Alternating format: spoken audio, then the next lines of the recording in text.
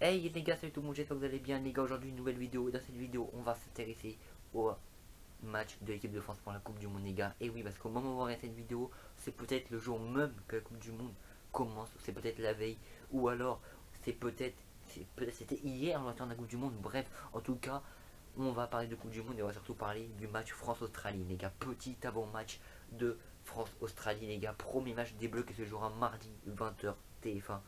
Vraiment, j'attends ce match avec impatience. J'espère que vous aussi, en tout cas les gars, on va se régaler par ce début de Coupe du Monde. Alors déjà, les Bleus, ils ont beaucoup à faire pour cette Coupe du Monde parce qu'ils doivent casser la malédiction des champions. Et ça va être la première difficulté qu'on voit que les Français vont rencontrer. Parce que il y en a pour qui la malédiction c'est rien du tout, mais il faut se le rappeler, hein, que je pense que sur les 10 dernières éditions de Coupe du Monde, chaque champion en titre 4 ans après, donc à l'autre Coupe du Monde, se trouve éliminé en phase de poule.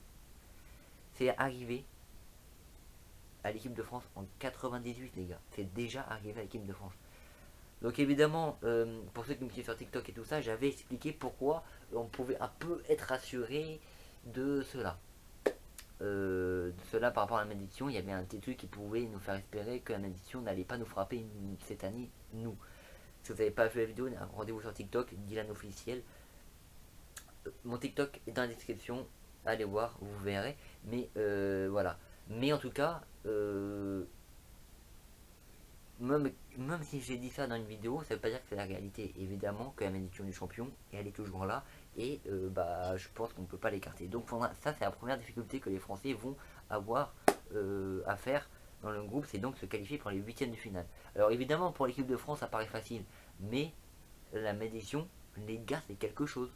Les gars, le Brésil, l'Espagne, l'Allemagne et toutes les autres équipes comme ça n'ont pas réussi sur les années précédentes à se qualifier avec cette malédiction. Et pourtant là, c'est pas des équipes faibles. Donc vraiment, faut faire attention. Maintenant, deuxième problème, c'est qu'on a beaucoup de blessés. Nkunku, Kipembe, merde, Kanté, Pogba, déjà. Camara, je vais pas le citer parce que il aurait, je pense pas qu'il aurait été sélectionné dans tous les cas, donc je vais pas le compter. Après, il y a eu beaucoup de non sélectionnés aussi, comme, enfin ça, on en a déjà parlé dans la vidéo où je réagis à la liste, mais c'est ça que il y a eu beaucoup de non sélectionnés que moi, enfin qui nous auraient servi pour cette compétition au Qatar. Je pense à des Maignan, je pense à des Lafont, je pense à des Klose, je pense à des Ferland Mendy, à des Diaby, etc. Bref, donc là pourtant on connaît le groupe et pourtant je suis serein. Je sais pas pourquoi, mais j'arrive à être serein et je suis très excité par ce début de Coupe du Monde et par ce premier match de l'équipe de France. L'Australie, ça va être une équipe où il faudra faire très attention parce que c'est une équipe qui nous a mis des bâtons dans les roues il y a 4 ans en Australie, en Russie, pardon, à 15 ans, on se la rappelle. Donc vraiment, faut vraiment faire attention aux Australiens parce que certes, ils ont arraché leur qualification au tir au but contre le Pérou, mais ça veut pas dire que c'est pas une bonne équipe, les gars. Ça veut pas dire du tout ceci. Il faudra faire très attention et profiter des contre-attaques au maximum. Parce que si les Australiens peuvent marquer, ils vont pas s'en priver. On reste champion du monde en titre et les équipes vont toujours vouloir battre les champions du monde en titre. C'est comme ça. Donc vraiment faire attention.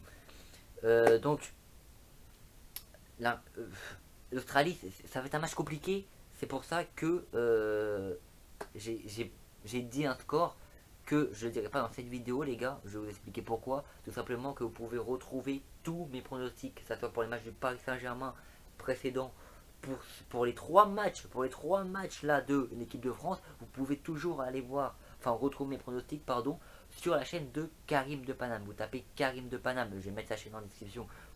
Vous tapez Karim de Paname sur YouTube, vous allez sur sa chaîne et vous allez voir, il a un concept qui s'appelle la Prono Team. Là, il a sorti récemment la Prono Team donc pour les trois matchs donc euh, de l'équipe de France.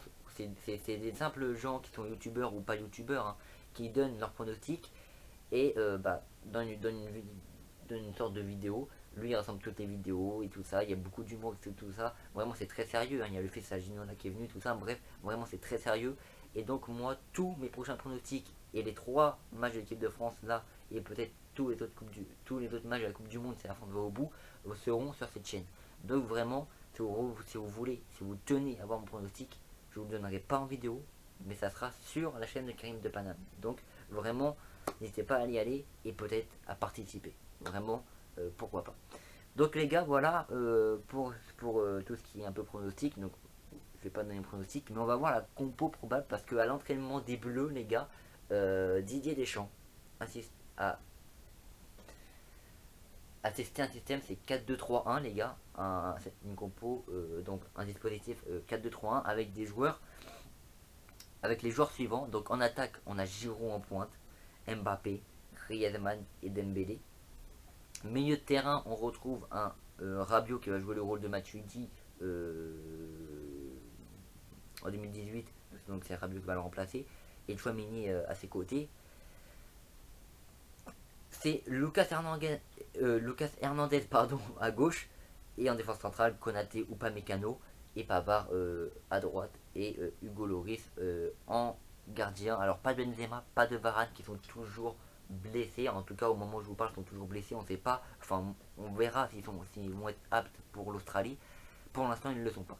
Donc voilà pour la compo probable. Alors cette compo probable, vraiment, je vous la montre, hein, mais la compo probable, elle est pas dégueu quand même, hein. Elle est pas du tout dégueu. Donc voilà, vous la voyez là.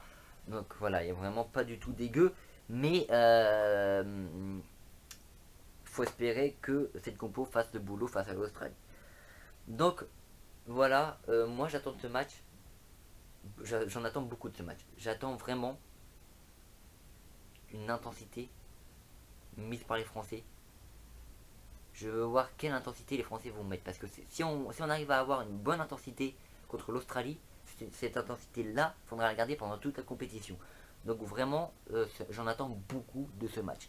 Donc vous, dites-moi qu'est-ce que vous en pensez, qu'est-ce que vous attendez de ce match, votre pronostic si vous voulez dans les commentaires. En tout cas, moi le mien, je le répète, ça sera sur la chaîne de Karim de Paname. N'hésitez pas à y aller les gars. Vraiment, il a beaucoup de mérite. Donc n'hésitez pas à y aller.